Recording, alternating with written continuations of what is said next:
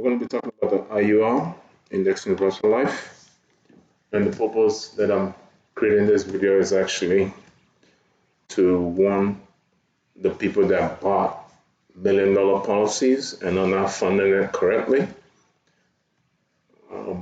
When you design the policy of an Index Universal Life, the death benefit is a big factor of if the policy will last or the policy will fail at some point. And the problem I have is that people are calling it retirement.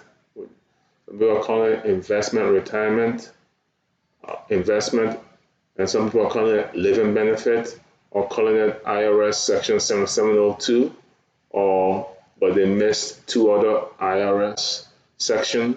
I think it's 101 and 101 and 104, I believe. TEFRA, DEFRA, and all that stuff. 7702 just means life insurance policy. IRS Section 7702 just means life insurance cash value can come out tax-free, but there are certain rules to it. And how fast, and some of them is how fast you could fund a life insurance policy. So all these terms that they're using, it seems like they're avoiding the word insurance. There's nothing wrong with insurance. It's the greatest product for cash distribution.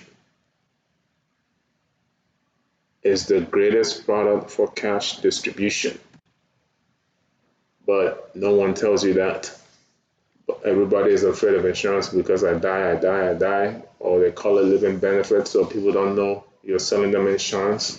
But let's go back to the IUL. That's the purpose of this video.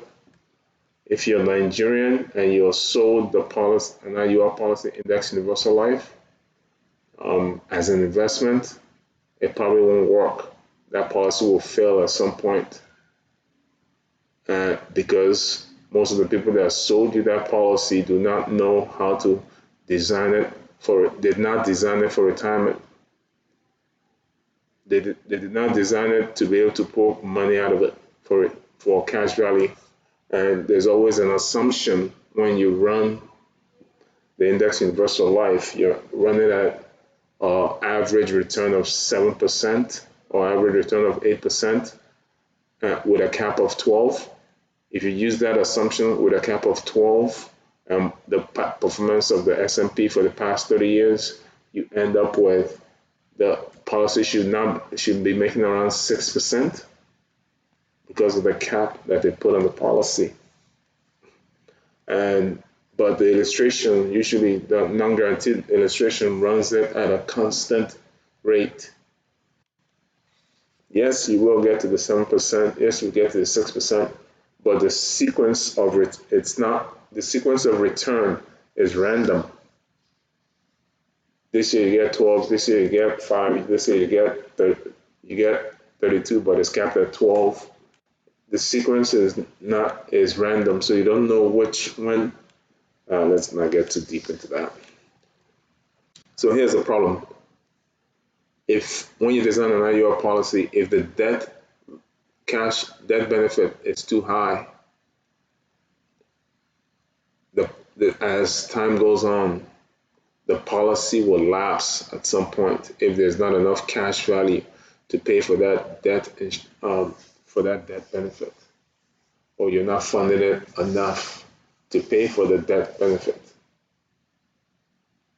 It is not an investment. It never was intended to be an investment.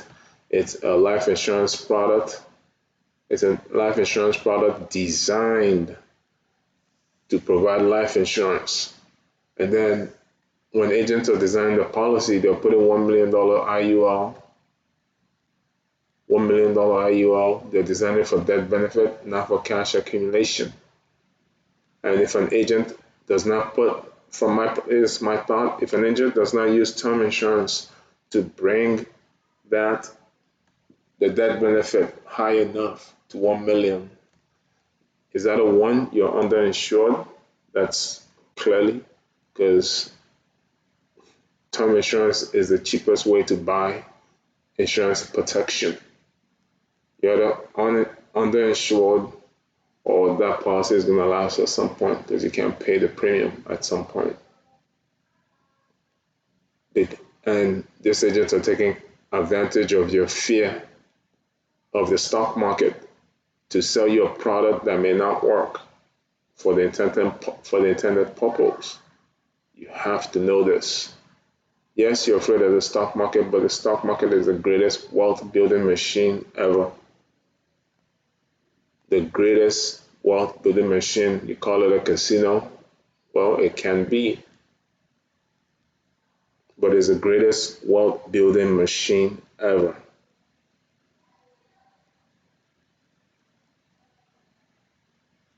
Let's be honest. And you're afraid of it because you think it's gambling, or it's going to go down.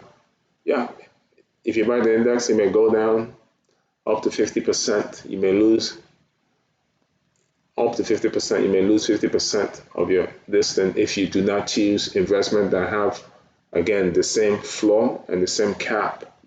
They are buffer ETFs. They have the same floor of an IUL, 0%, and the same cap, 12% of an IUL. They're called buffer funds.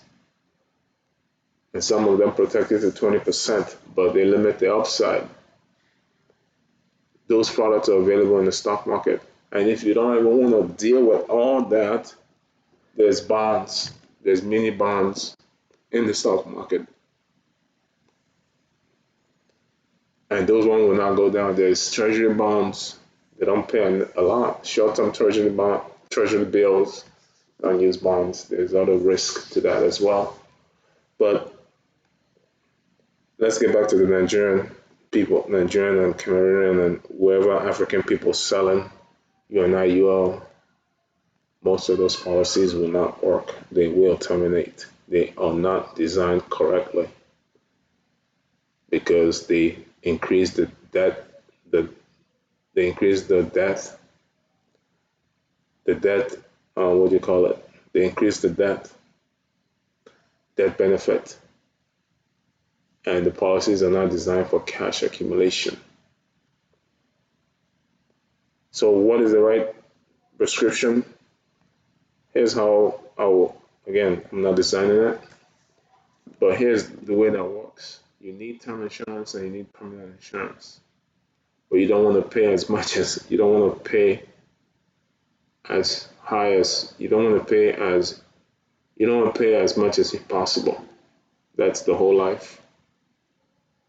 So what do? You buy a little permanent insurance, and then on top of that, add a term insurance on top of that. And the reason why you're doing that is that small permanent insurance that you bought will grow to become a big policy later if it's designed correctly, if it's funded correctly. That is, funded correctly.